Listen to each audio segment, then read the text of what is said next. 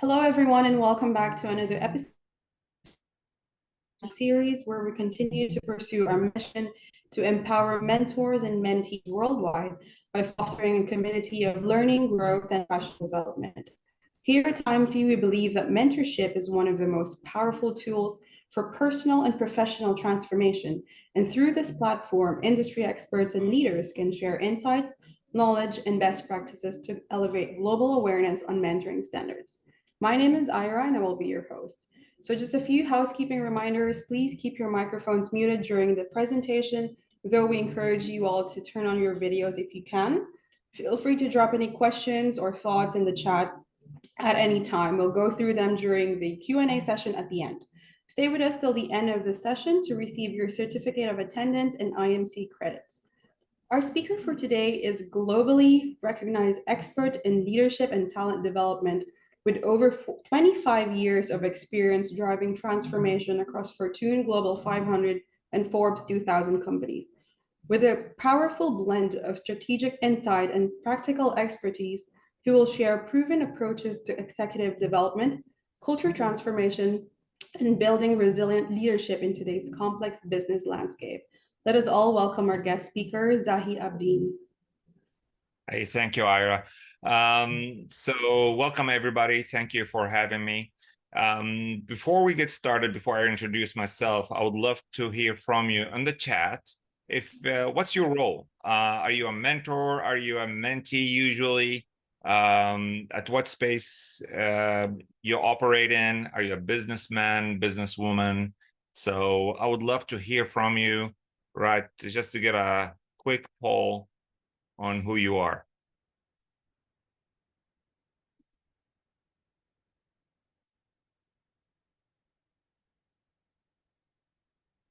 Hello, Toyin, good mentor, 2030 leader. Good to see you, Mashal. Entrepreneur, amazing. Independent consultant, welcome. Nice. Software engineer, student. Good to have you. Love to see young people. Amazing. So we have a really great, diverse group, and I'm really happy to have you all here. I'm going to share a screen, but in any point of time you want to share something, you want to talk about something, please drop it in the chat, and I'll try to answer your questions. This is an interactive. If you know me, I'd like to have you guys engaged throughout this hour. Here we go. Let's see. Gonna share my screen, and hopefully everyone get to see it. So our topic today is executive mentorship. How is it different? How is being a mentor or a mentee at the C-suite level? How is it different from anything else? Any other type of mentorship? So this is our topic today. My name is Zahi Abdeen. I'm a consultant. I'm a founder of 360 Degrees Consulting Incorporated, located out of the U.S., North Carolina, U.S. My background, I'm Palestinian, grew up in Kuwait, moved to the U.S. when I was 16, graduated, got my MBA in international marketing, worked in marketing for quite some time until I got literally a burnout, and I tried to start looking at something else. And that's when I was introduced to leadership development, coaching, mentorship, and so forth. I've been doing this. Well, I've been in the corporate world for over 25 years. I've been doing mentorship, coaching, training, leadership development consulting for about 20 years. This is just a little bit about me. Feel free to contact me, connect with me at LinkedIn. I would be happy to connect with you. And if you have any questions for me, I'd love to answer regarding my background and so forth. So today, our objectives are to understand executive mentoring. What is it? How is it different? And so forth. Learn different executive mentoring skills and tools. Hopefully, this will help you throughout your career, if you are a mentor or even if you're a mentee. We'll discuss about what to expect at the same time. So key topics we're going to cover: mentoring at the C-suite level, mentoring executives, being a mentor or a mentee? How is it different? What to expect, and so forth. We're going to talk about types of executive mentoring, also executive mentor traits, key skills that and competencies that you should have. And hopefully we have time to talk about culture, corporate culture, when it comes to mentoring. How is it? What does healthy look like for organizations that have mentoring programs? MC has core competencies. Hopefully, you know those competencies from MCI. We're gonna touch on quite a few of them. We're not gonna go in depth, but we're gonna talk about communication a little bit, relationship building at that level, co-creating learning agreements and what to expect, commitment to enable learning and growth. And hopefully, if we talk about culture and organization culture, we're going to cover organizational integration and advocacy. So those are the major competencies to cover. So mentoring at the top, or mentoring at the C-suite level. Why is it different than mentoring anybody else? First, it's high complexity. You know the term VUCA world, right? Being an executive, you operate in a VUCA world, which is volatile, uncertain, complex, and ambiguous. And they have to, in that environment, they have to align strategy, people, systems, and cultures while navigating global trends, stakeholders. They have pressures from stakeholders and so forth, and rapid technological changes. So it's their life, their world is really highly complex. They're also in isolation. It is really lonely being at the top. The higher the leader, the level, the fewer people they can confide in. Everyone below has a stake in their decisions. Many peers might be competitors and for influence or succession at the same time. A lot of people a lot of executives don't hear the truth from everybody else. They hear a lot of sugar-coated comments, feedback, and so forth. So it's really isolated. It's really lonely being an executive. Usually leaders at that level, they need perspective. They don't need answers. Technical experts and decision data often surrounding executives. They have no problem with that. Some of them have that already themselves. But the leadership challenge, talking about culture, legacy, vision, ethical dilemmas, it requires wisdom, not only checklist. And that's why we say the higher that you go in the hierarchy, the more strategic you need to be, and the more interpersonal skills that you need to have. Less technical, less tactical. So a lot of leaders need help, and that's why they seek executive mentors when they do. Differences between mentoring, coaching, and advising. I have to say a caveat here that definitions, I'm not going to define any one of those, because each one of us have our own definition, and I haven't seen two people really agree on one definition for each one of those terms, to be honest. So there is a lot of overlap between the three.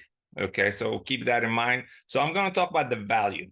Okay, the value of a mentor is to listen deeply, share experiences, challenge assumptions, and help the mentee grow vertically. We're going to talk a little bit about vertical development. So they help the leader grow vertically into a more evolved person, a more wiser, more complex person. Coaching. Coach asks powerful questions, provides feedback, and supports transformations through change through structured engagement. Advising. An advisor provides expert recommendations, industry insights, strategic advice, especially during moments of crisis or complexity, same time. Here's another way you can look at it. Different relationship types, roles of the expert, the focus of each one, mentor, coaching, or an advisor. Even the style looks different. I'm not going to go into details.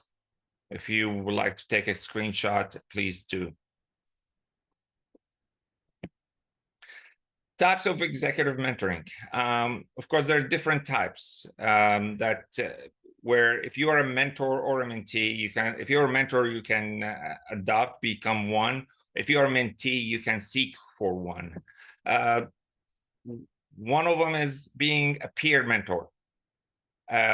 This relationship is mutually beneficial between two executives or similar authority level, often across departments or organizations. So executives at that level may seek somebody from within the same organization, or maybe seek somebody else in a different organization. And I experienced that in one of the people I was coaching, to be honest. They were challenged a little bit they were newly promoted executive. They really had a hard time navigating the complexity of being at that level. And one of the recommendations, as we discussed, was to seek a mentor from another. Actually, it was in the government sector, to seek somebody else from a similar job somewhere else, and that we call peer mentoring. Next is reverse mentoring, where the executive seeks somebody who is junior or less tenured employee, maybe not at the same level, but somebody who's younger, less experienced, and so forth. The value in that is to gain digital fluency, generational insights, or inclusion and diversity, and so forth. So a lot of executives look even within their organization to somebody who's high potential maybe, and they look to seek some more insights around technology, generations, or maybe diversity and inclusion. Another one is external mentor, and this is the most common that I've seen. It could be formal or informal mentoring relationship with a senior leader outside the organization, meaning somebody he could be older, could be the same age, doesn't matter, but somebody who's really experienced with a lot of wisdom, a lot of insights. And that's where a leader would seek another external mentor. And finally, board level mentoring. Mentoring between a board member or a former director and a senior executive. Usually they're either CEOs or CFOs. I'm gonna pause for a minute here and see if you have any questions. I'm gonna stop sharing.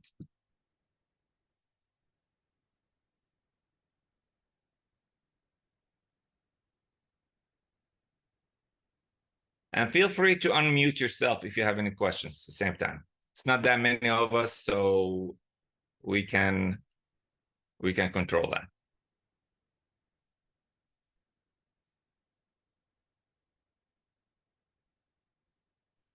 All good? Okay, let me ask you. Earlier on, yeah, Sahi, I'm El Chan. This time you had the last slide. You have the reverse role, no? So you're saying the junior executive can actually train the senior, especially like things like AI, or I mean like more on the digital content, compared to those senior people, senior leadership on the management, So would this Yes. have an impact on the ego, of those leadership who unwilling to learn and all that, those more senior people, in the upper line, sometimes they think that they are more high and mighty, over the junior staff and all that, junior management or junior executives, So what do you think about that? Sometimes they Yes. cannot learn from the younger people. Absolutely. It's not easy to ask somebody who's younger, less tenured, for advice or for mentorship relationship. It does require a lot of maturity from the mentee's side. And also the mentor side, by the way. Even if there's junior, they need to be a little bit more, a little bit mature in that relationship. And it requires a lot of curiosity, a lot of courage from the mentee's side, the executive side, just to be able to open up. It's not easy to do that, but it does require a lot of maturity. So yeah, love that question. Spot on. It's not easy. It's not easy, and we don't see it often, right? But yeah, it is highly recommended. Trust me. Anyone else? Go ahead. Hello, Abdel Adam. Abdeladem from Morocco. Hello, Sal. Hello, Salah. I really find it interesting your topic. Thank you very much for the informations about, especially about the VUCA world, because I Yes, have done some research during the last year, and I am creating a consulting firm that will establish the foundations allowing the companies to thrive in the VUCA world. So nice, one of the strategic principles for especially for leaders is ensure a visionary mindset. beautiful. And there are topics, many topics that are enforcing the leadership styles. So one of the services that I wanted to prepare is to equip leaders with the vision, strategic foresight, and practical tools to proactively adapt in the evolving technological market. So what's the main advice you can give me in order to focus and to be easily implementing in a Moroccan market, especially those points regarding leadership, to sharpen the leaderships? Oh, that's not an easy question. That's a heavy one. But thank you for asking. Thank you very much. One advice is for you yourself. I would ask you to seek for either a coach or a mentor who's been there, done that in your industry. And you asked me for the market in Morocco specifically. Look for somebody that you can benefit from, somebody who you can learn from, and ask them to mentor you. And this is one of the things that later on in the slides I'll be challenging you with, is to seek for mentors. Uh, We are here to promote mentorship. uh, Go ahead. Thank you very much. Just I want to inform you that I am a mentee in the PMO Leader Mentoring Program, Amazing. Amazing. especially from November last year till now. Oh, that's wonderful. So yes, if you're a mentee, that's amazing. If you're an entrepreneur, the way I started mentoring, actually, I started mentoring entrepreneurs. So people who are less experienced and so forth, help them, held their hand for a specific period of time. And that's how I got into mentorship. So I'm glad that you do. And at the same time, I advise you to mentor others, not only to be a mentee, because there's a lot of learning when you mentor other people. So I encourage you to do that at the same time. So Thank you very much, Zahid. Thank you very much. Thank you. Thank you. Thank you. Anyone else before we continue? We can take one more. Toyin's hand is also raised. Hi, yes, my hand is raised. Toyin from Nigeria. And So, thank you very much for what you said so far. I have a question which is somewhat related to one of the other one of the other speakers who asked you the question. It's around the reverse type of executive mentoring. yes. And I wonder if emotional intelligence also plays a key role, because I've seen where an executive has refused a specific mentor because he said he didn't have any connection with the assigned mentor. What is your take on that, please? Um, I think there's two parts to your question. First, yes, absolutely. Emotional intelligence is key when it comes to executive mentoring. As I said, the higher we go up in the hierarchy, we need less technical skills, we need more people skills, and emotional intelligence is one of them. So absolutely, we executives, mentors, and mentees both need to be mature enough to have that intelligence, and they have worked on.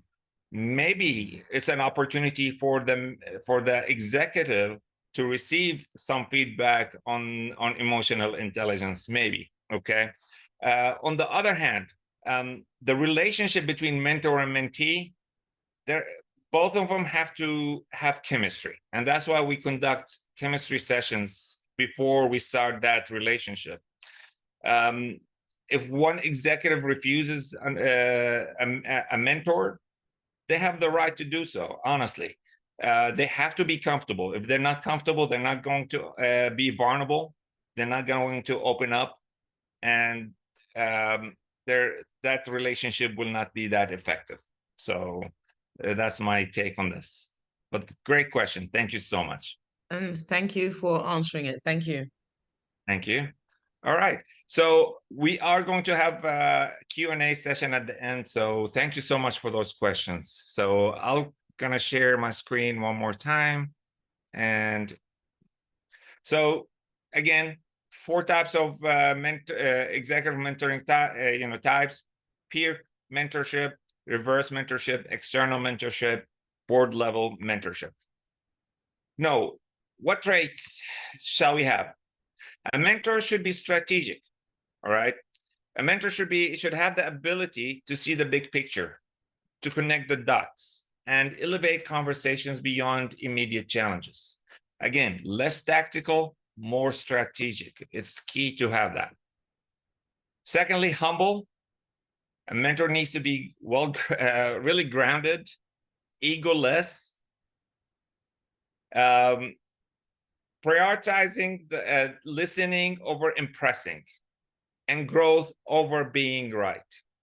A lot of times, what I've seen a lot of colleagues, when they get an executive as a mentee, something happens to them, an ego gets in the way.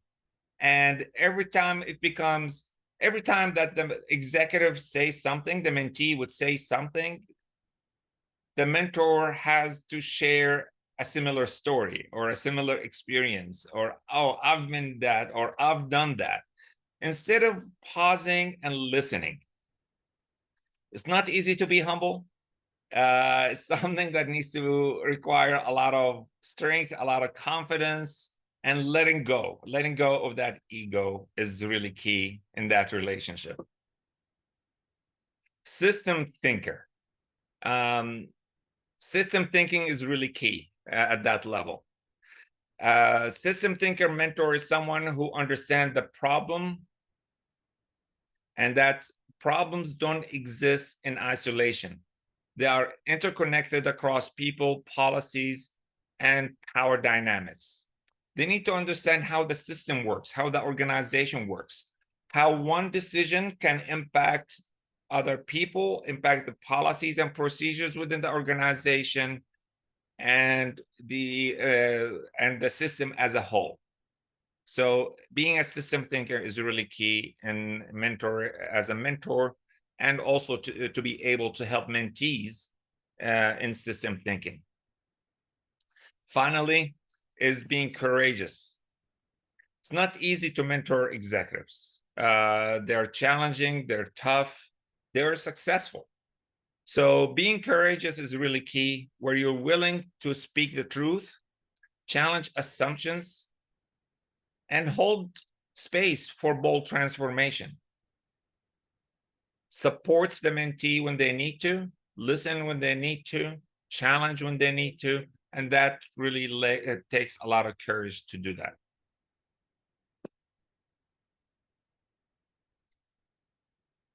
Key skills: listening is one, being able to question and ask challenging questions, open-ended questions, what, how, and what if instead of why.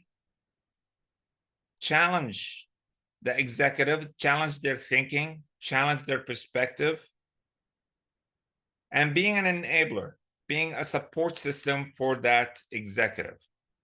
Those are key skills. What are some of the tools that you can use as a mentor? SBI feedback. I'll explain it in a minute. Deep listening and vertical development. What we mean by that? SBI is giving feedback in a way that you explain situation clearly.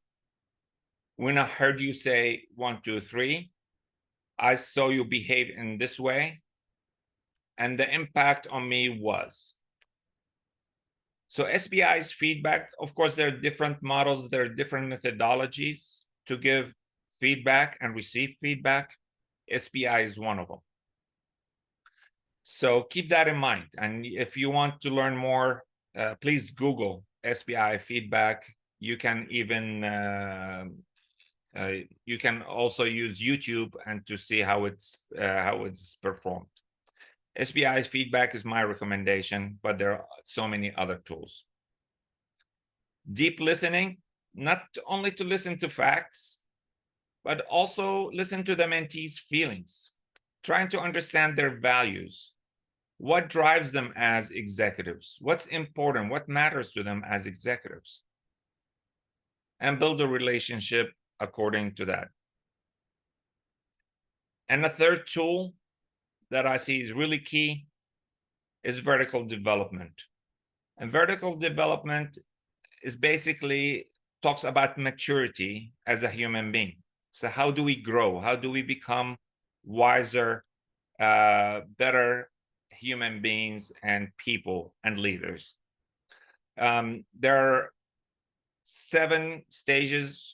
Starts with opportunistic, and you see at those in children and younger people. Then we grow to be diplomats, where we want to fit in. Then we become experts technically at something. Then we try to thrive and achieve and produce results. Then we start to redefine. We start looking for a purpose and meaning in life, or the things we're doing, the same thing. And then we start looking for transforming ourselves and transforming other. And finally, being alchemical, which is really a hard stage to reach as people. Only few people can reach that, where you give yourself to others. You give your time, your money, your energy to other people. And we call that vertical development. Some of us are at different stage in our lives. As a mentor, you need to understand where you're at in this vertical development. But also you need to understand where your mentee is. And this is key to be able to push them a little bit, to challenge them, and to understand their thinking process and where they're coming from. A lot of executives, they got where they're at because they're achievers. But when that's not enough for them, they start looking for purpose and meaning. They start looking to transform themselves and other people and their organizations. And your role as a mentor is to help them through that. And without understanding this, it's going to be hard for you to understand and communicate with them effectively.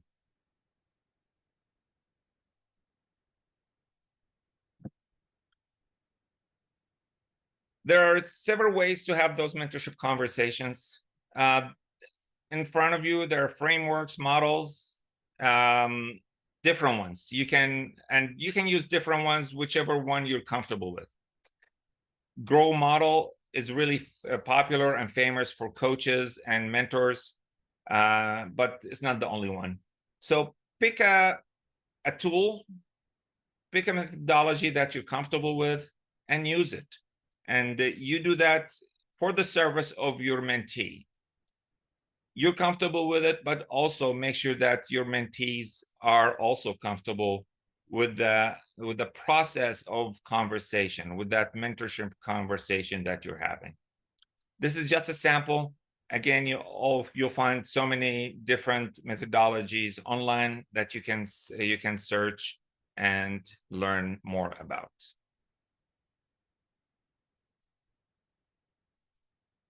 Then we come to culture.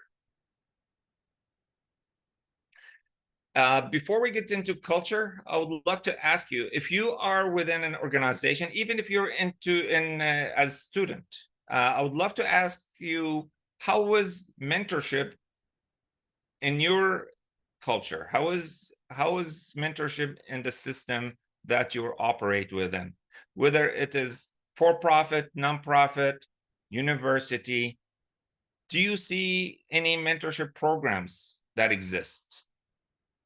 Feel free to type those on chat, or if you want to have a conversation and tell us about it, please do.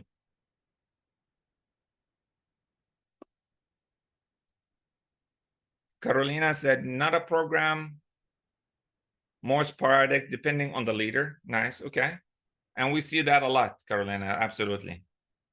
We see that a lot in organization. Anyone else? And feel free to unmute yourself and tell us about it.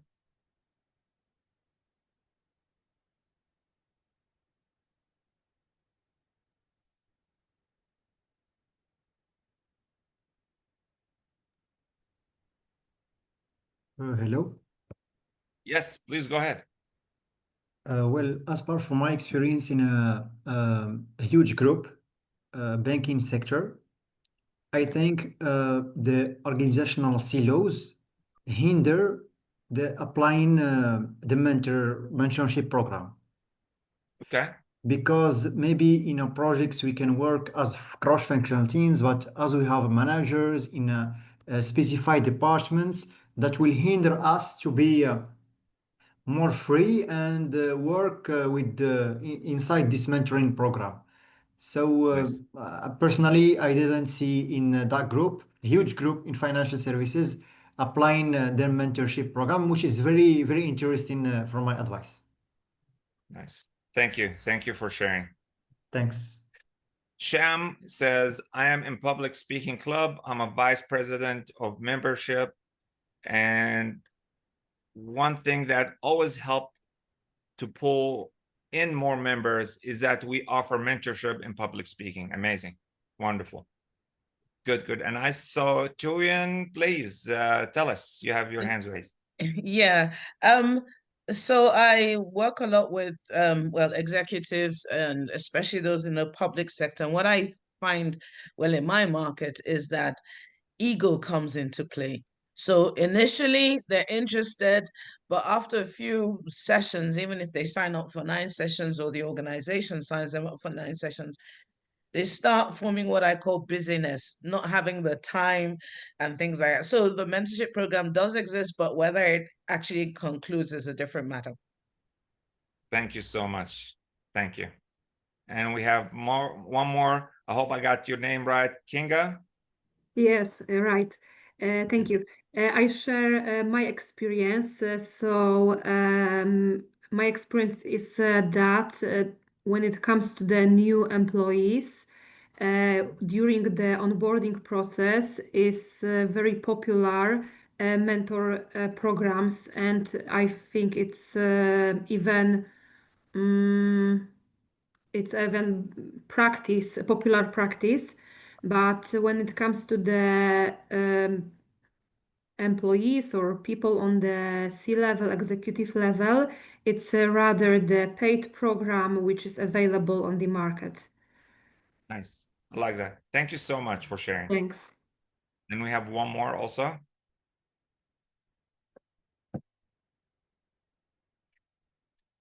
Who's next? I think Kinga was the last one. Oh, Kinga was last. Okay, good, wonderful. Yes, here's my experience. I saw it from where it's sporadic. It's not consistent, not organized mentorship. I wouldn't call it even programs. It's just informally people ask others for guidance and for help. I've seen that a lot in organizations. And I also saw it where, and I love that you have a mentor, mentorship program for onboarding or during onboarding. This is key. I mean, hiring people is really expensive. And that's why where organizations have mentorship programs to help them retain those people, keep those people for the long term. Because if they lose them, it's a really costly process. So it's a really great program. I've seen it also for mentorship programs for high potentials. I've seen it for technical workers at the same time.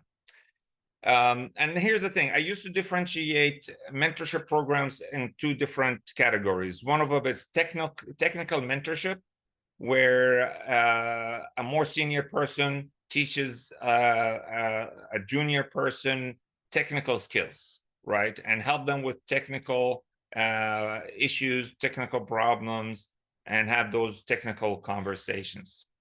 And the other side, other category is leadership mentorship, right?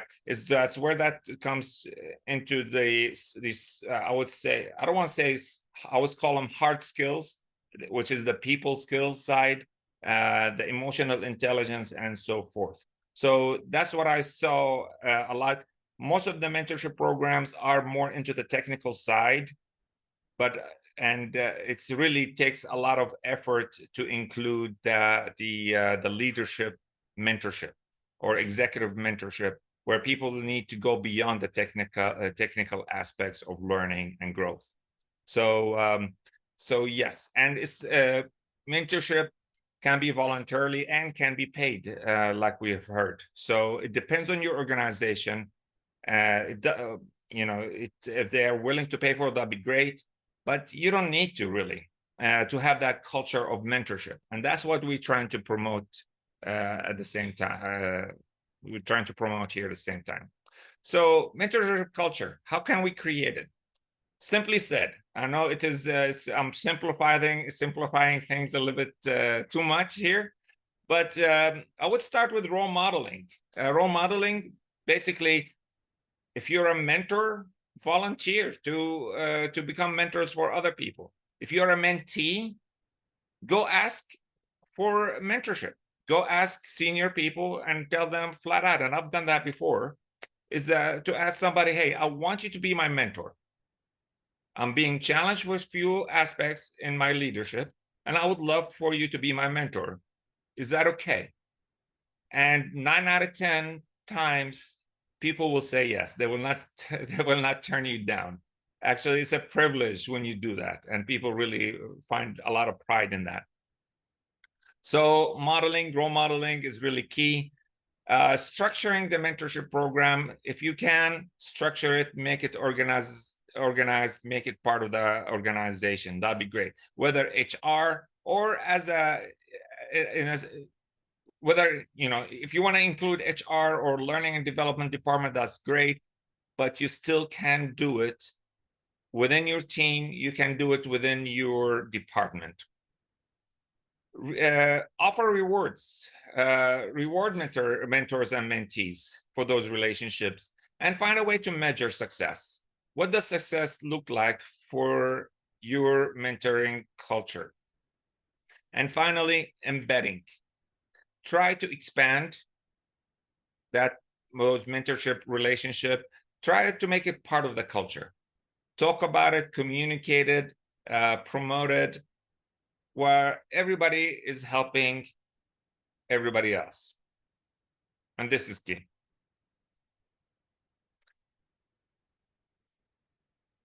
In close, here's what I want you to commit to, okay? And hopefully you will. So as mentors, if you're a mentor, I want to get into the mentoring space. My question to you, who are you going to mentor? Do you have 1 or 2 names in mind who you can offer your services to? What is the purpose of those relationships? When do you think you can begin? And what are your personal goals? Of course, the mentee's goals, you can have a conversation with that when you have that, when that relationship starts, and to align those relationships on those goals. And how will you measure impact? That's if you're a mentor. So I would love for you to commit to at least one mentorship relationship as a mentor. For mentees, who will you ask to mentor you? What's the purpose of that relationship? What do you need? What do you want to get out of it?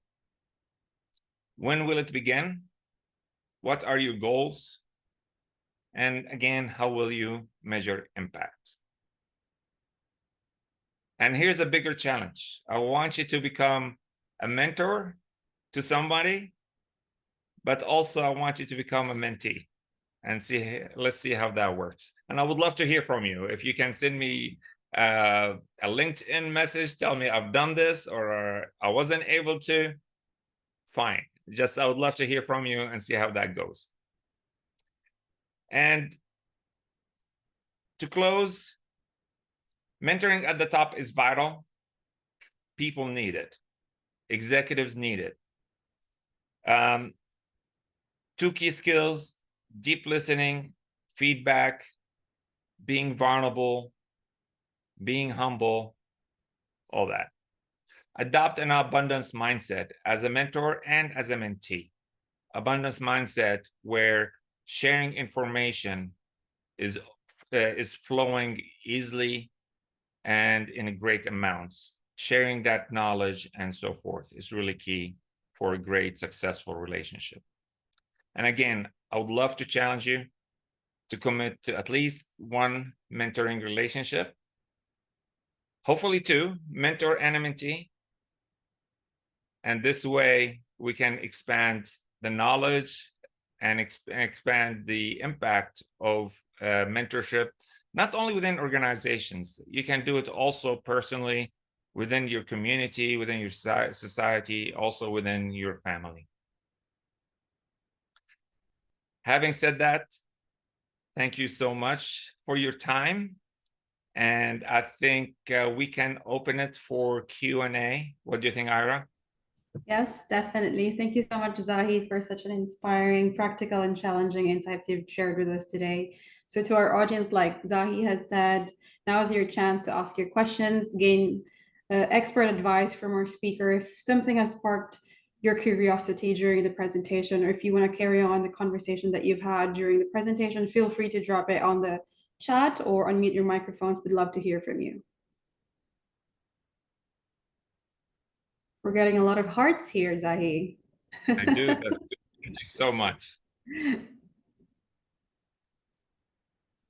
Any comments, any questions?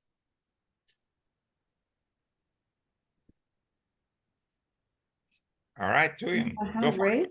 Yes, I have a question. Thank you for an awesome presentation. It was very helpful. I'd just like to ask, is there a possibility, and I know it's between with executives, right? And again, there's the ego issue. And I was just looking at one of your slides, the last one, which showed a group of people.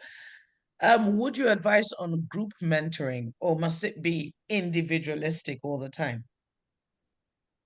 And also, do we get a copy of your slides, please?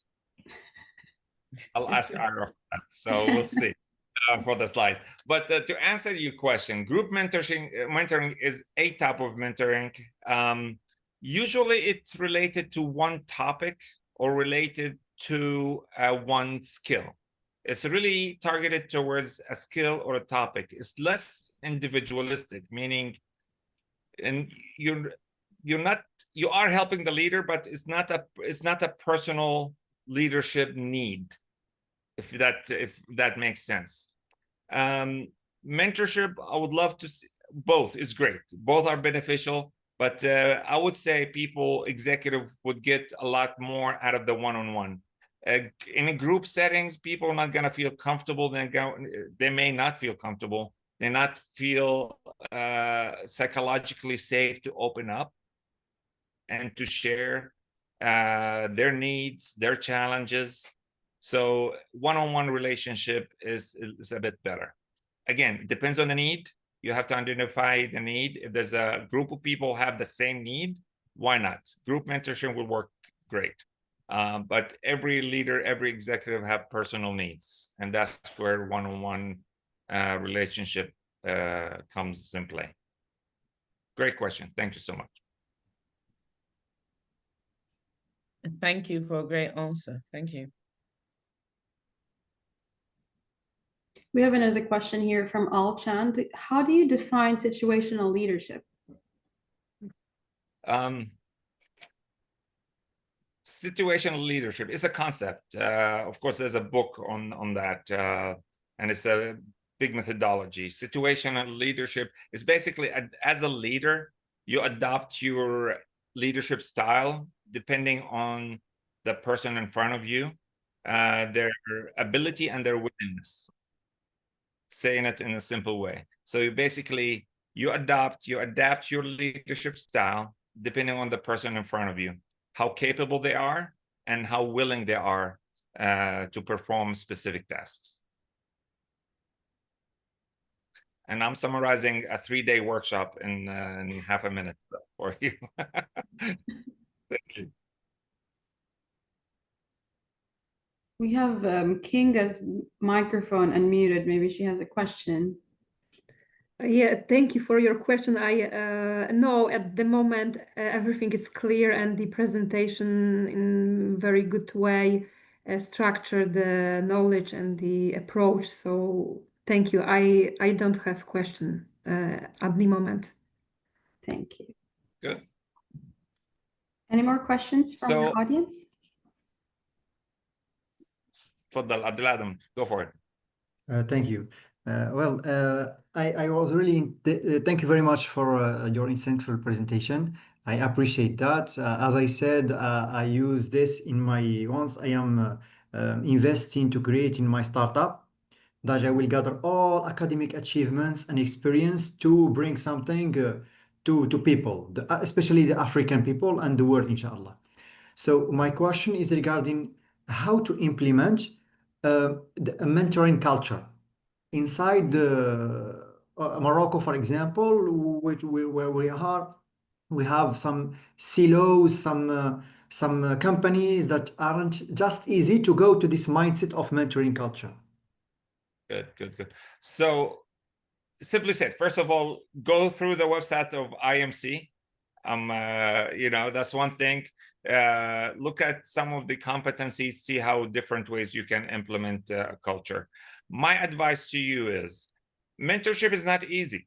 I remember when I get into mentoring, I took a 2 full day of training, and there's some training are longer than that, to be trained as a mentor, and also 2 days to learn how to become a mentee. So it's not easy. There's a lot of learning for both. Being a mentor and being a mentee is really not easy. We think it's casual conversations, but no, there's a lot of technicality comes behind it.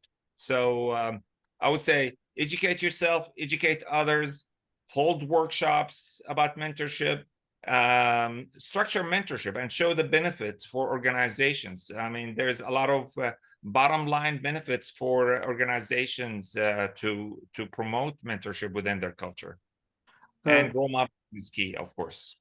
Interesting. Thank you very much. Just maybe I can propose something is to include this in define a cultural policy, corporate cultural policy, and have, for example, the senior leadership buy-in. So then we will share it to give the go for this mentoring programs in the future. Excellent. Amazing. Thank you so much. Good. All right. Anyone else? Comment from Sham. Thank you for this insightful session. Although I'm still just a university student, but this was very valuable, and I feel more motivated and excited to search for a mentor to help me develop my leadership skills. How do I search for people who are willing to mentor university students? I feel a lot of mentors would look down on it. Here's a proposal for the audience. I would love to see somebody on the chat to volunteer to be. Why not, right? Maybe somebody in the audience. Sometimes even on LinkedIn. Here you go, Chan. Yes. So sometimes ask people on LinkedIn that you're looking for a mentor. Why not, right? If you have a specific need, just post something on social media on LinkedIn, and trust me, most people are willing to help. Human beings, this is a nature of us. We love to help each other. So I'm pretty sure you'll find somebody, and you will. Nobody already has volunteered himself. Yes. Ah, wonderful. Good. There you go. Exchange names, find each other on social media, and go for it. See, this is the beauty of diversity, beauty of having everybody from different cultures, different backgrounds in one Zoom call. Amazing.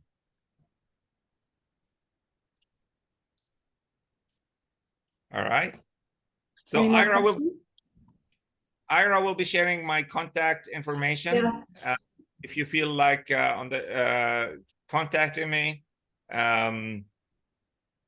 there's so many different ways you can find me on social media, but also the link that Ira will share with you.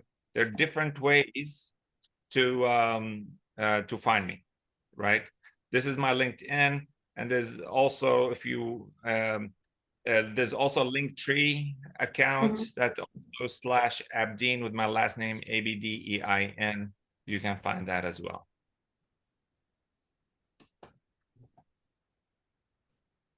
I'd like to know what's your resilience, because when you first go to US, a lot of people would probably be misunderstanding you because you come from a different background and different culture, right? So it'll take time for you to groom yourself to be heard and to be like blend into their culture, the US people and all that, when you first started. So I would like to know your resilience into this leadership that you have gone through and how you face these challenges. Well,